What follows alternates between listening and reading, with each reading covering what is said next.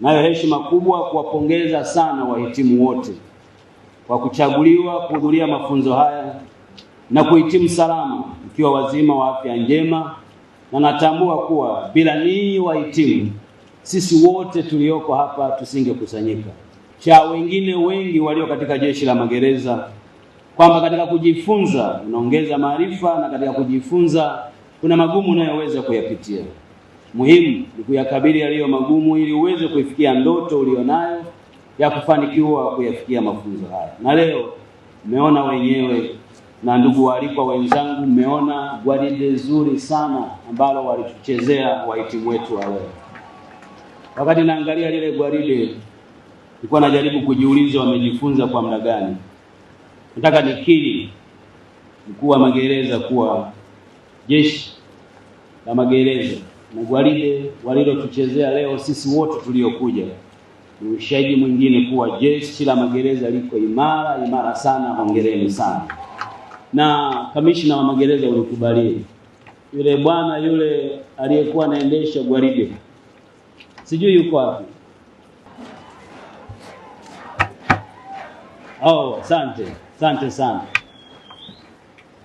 Huyu bwana huyu nilikuwa namwangalia sana. Kwanza wakati ananiongoza kwenye kukagua gwaride, alikuwa ananiambia pita kushoto, maana alikuwa anajua mimi raia naweza kukosea nisimharibie shughuli.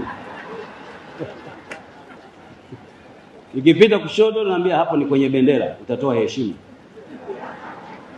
Ndio mjue na mgeni rasmi huwa anapewa amri. Kwa kweli nakupongeza sana.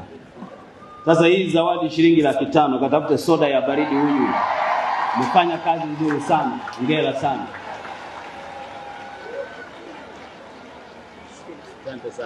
Asante sana.